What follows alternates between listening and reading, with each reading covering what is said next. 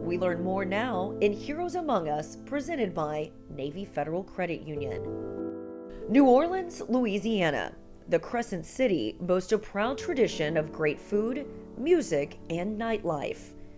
It's also the site of one of the biggest natural disasters in the history of our country. With the latest computer model showing Hurricane Katrina developing. In 2005, Hurricane Katrina delivered a whopping $160 billion worth of damage as almost 2,000 residents tragically lost their lives. Many more were left homeless, including Burnell Cotlon.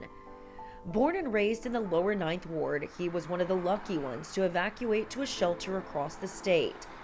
Surrounded by others who had fled the city, they were in shock at what they were witnessing. But we all were around just one little TV, and we watched the news, and we saw the levees broken. We saw the city go underwater. When everybody was watching the news, I had walked away, and nobody saw me, but I walked away and I went to my truck and I cried. After serving our country in the Army, Burnell had come back to New Orleans in 2001 to fulfill his dream of being a police officer. At the time of the hurricane, he had left the force to be a manager of a local McDonald's. What had been a good life all changed when Katrina made landfall. After living in a FEMA trailer for 3 years, Burnell decided to start over in the only place he's ever called home.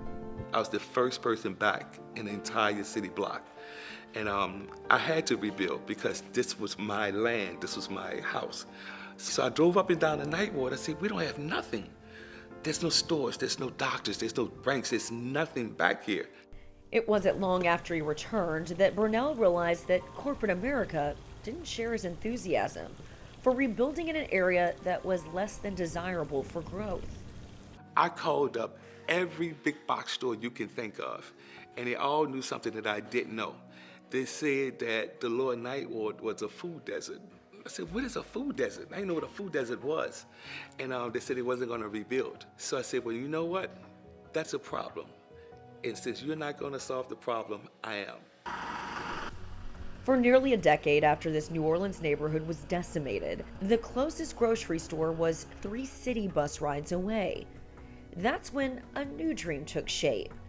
Burnell's lower 9th Ward Market became a place of refuge for the nearby residents. I think it speaks to his determination because he had a lot of obstacles. He had a lot of things in terms of dealing with the city and everybody else and trying to put some type of business back into that area. This was the grocery store window. This is where everything got started.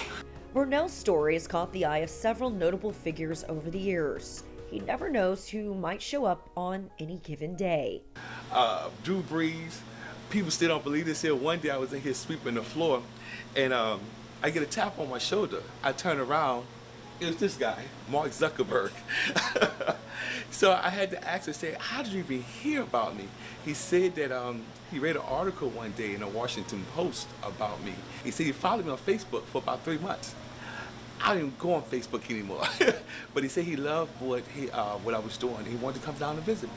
His work is far from finished, but Burnell Cotlon has already left an enduring legacy of caring, resilience, and hope for those who need it most. I spent my entire life savings opening up the first and only grocery store in the lower Ninth Ward.